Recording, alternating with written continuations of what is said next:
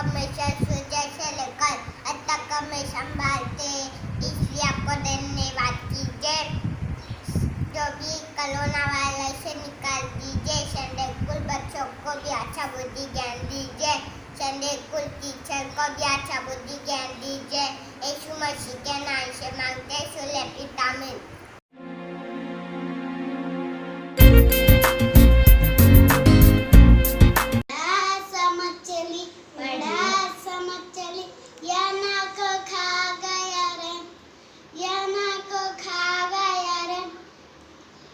मछली ससुर ससुर भागने चली, मछली ससुर ससुर भागने चली।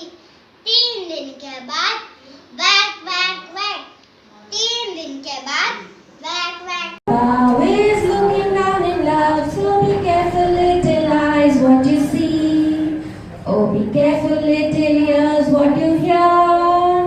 Oh, be careful little ears what you hear. For the Father up above is looking down in love, so be careful little eye what you see. Oh, be careful little hands what you do. Oh, be careful little hands what you do. For the Father up above is looking down in love, so be careful little hands what you do. Oh, be careful little legs where you go. Oh, be careful little legs where you go. For the Father up above is looking down in love, so be careful little legs where you go. Oh, be careful little mind what you think. Oh, be careful little mind what you think. For the Father up above is looking down in love. Oh, be careful little mind what you think. Next Telugu song.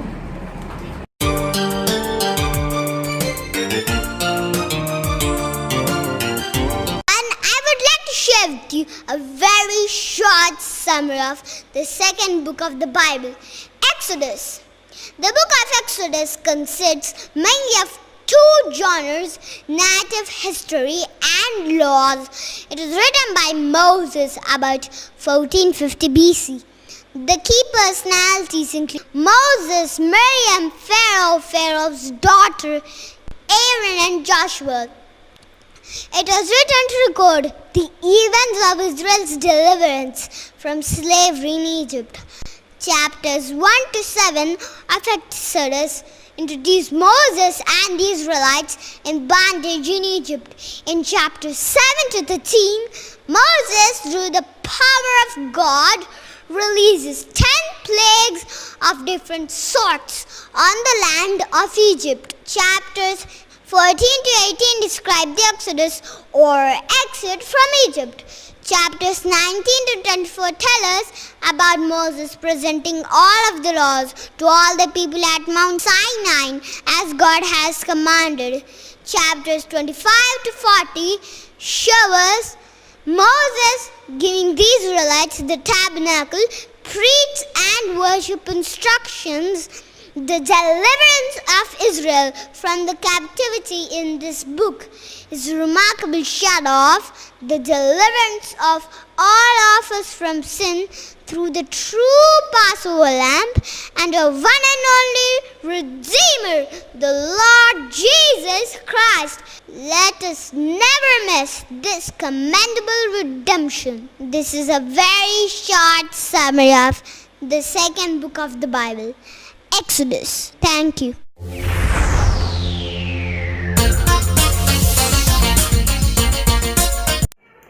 Hello बच्चों, कैसे हो सभी?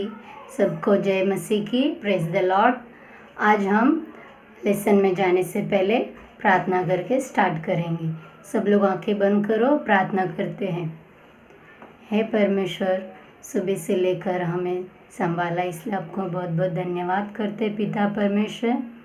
अभी जो हम lesson सीखने वाले पिता परमेश्वर, वो अच्छे से हमें याद रहने के लिए कीजिए पिता परमेश्वर, और कैसे समझाना है मुझे भी अच्छा बुद्धि ज्ञान दीजिए पिता परमेश्वर।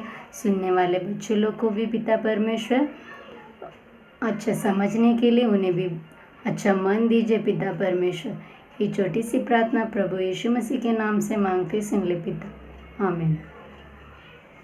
तो बच्चों, आज हम सीखने वाले हैं अहंकार यानी प्राइड।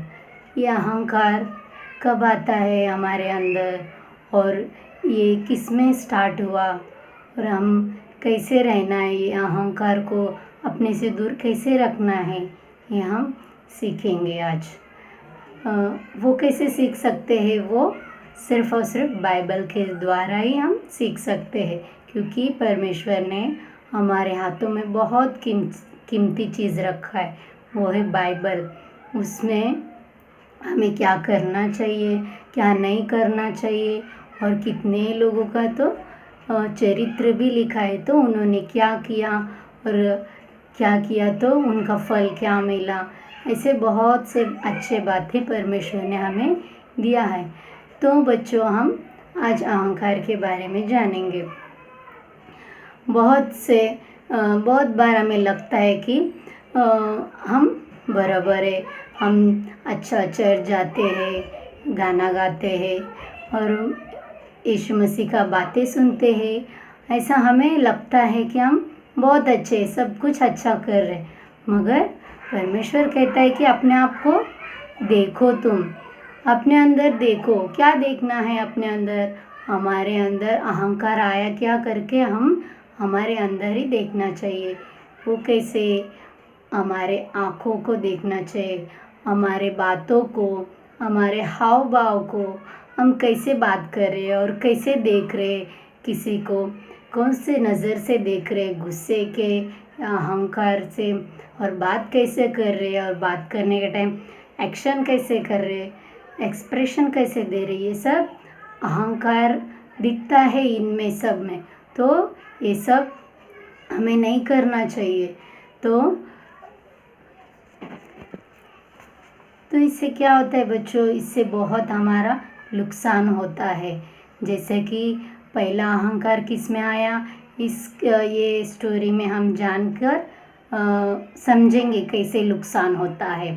पहला अहंकार एक स्वर्गदूत में आया। वो स्वर्ग में परमेश्वर के सामने रहता था, लूसीफर नाम का स्वर्गदूत।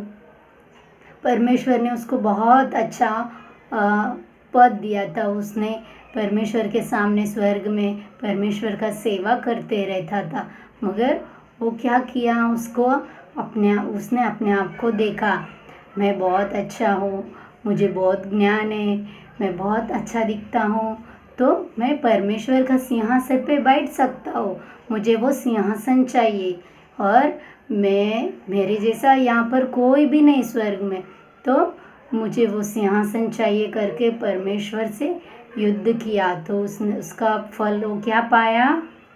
वो नरक में डाल दिया गया। तो ये अहंकार का स्वभाव उसमें आया, इस वजह से वो नरक में डाल दिया गया। स्वर्ग से वो अधोलोक में, नरक में चला गया। तो हमें भी अहंकार कभी आता है, हम अच्छा पढ़ते हैं तो, और हमारे पास पैसे हैं तो, अच्छे अच्छे खिलौने हैं तो, और बहुत से चीज़ों से हमें अहंकार आता है। और हमारे पास हम बहुत सुंदर दिखते हैं तो, और हम अच्छा गाना गाते हैं चर्च में, फिर हमारा अच्छा सुर है तो भी हम अहंकार करने लगते हैं। और कोई तारीफ़ किया तो भी हमें लगता है कि मेरे जैसा कोई नहीं, मैं सबसे बेस्ट हूँ, मुझे सब आता है। ऐसा हमें ये सब स्वभाव क्या है? अहंकार का स्वभाव। जैसे शैतान को आया, वो उसे परमेश्वर ने बनाया और स्वर्ग में रखा, इतना ज्ञान उसे, इतना अच्छा स्थाई में परमेश्वर ने उसे रखा था, फिर भी वो क्या किया? वो परमेश्वर के सिंहासन पे बैठना चाहा। मुझे सब आता है, मैं वैसा हूँ, मेरा खुद से मैं ऐसा हूँ करके वो सोचा।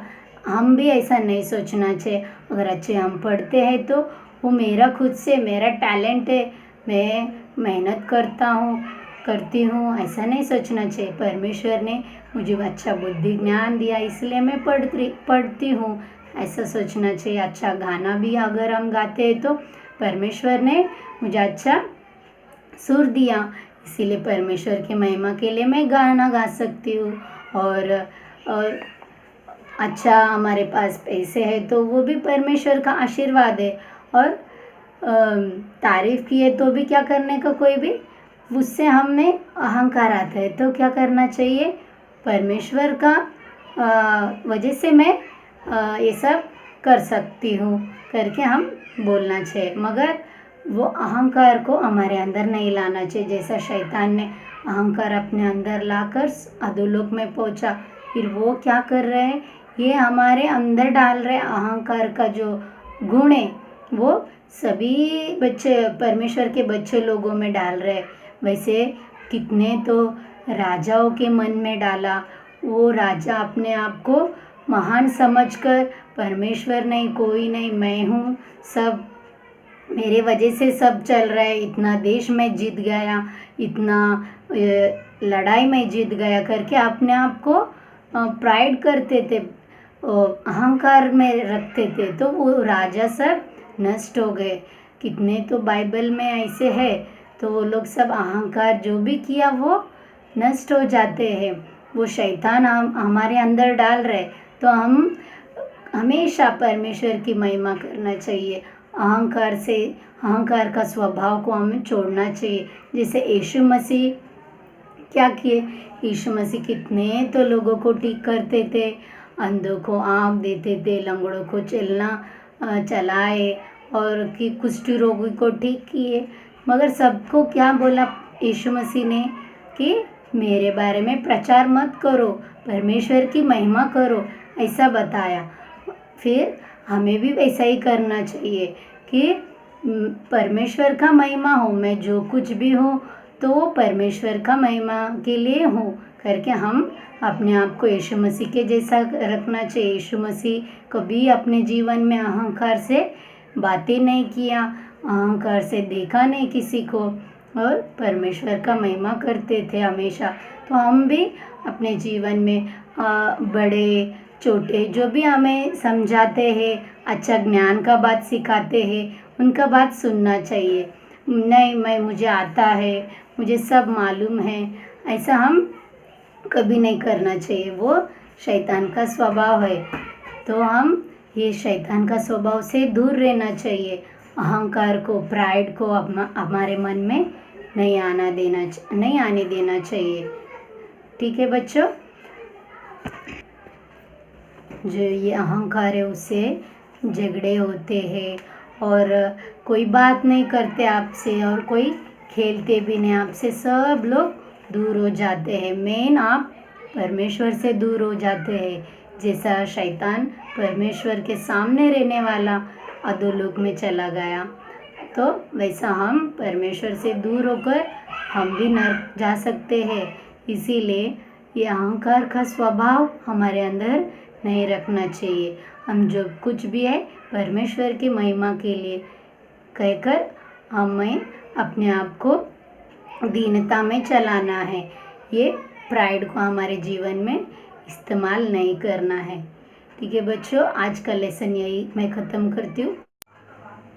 आज का मेमोरी वर्स हम बाइट करते हैं।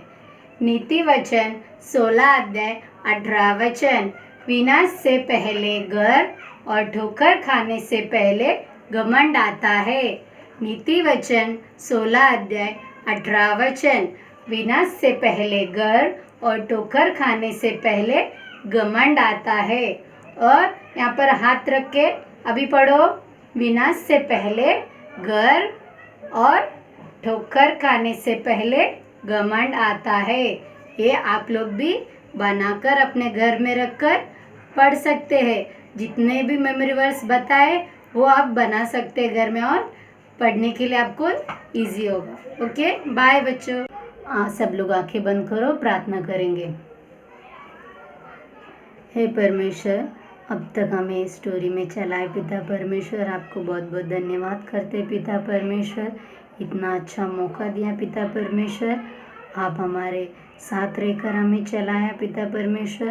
अभी जो भी बातें बोले पिता परमेश्वर, वो सभी बच्चों के मन में इस्तेमाल कर पिता परमेश्वर, उनके मन में रहकर पिता वो अपने जीवन में इस्तेमाल करने जैसे पिता परमेश्वर उनको अच्छा बुद्धि ज्ञान दीजिए पिता परमेश्वर, और अपने जीवन में वो ये बातें ना भूलने जैसा उनकी सहायता मदद कीजिए।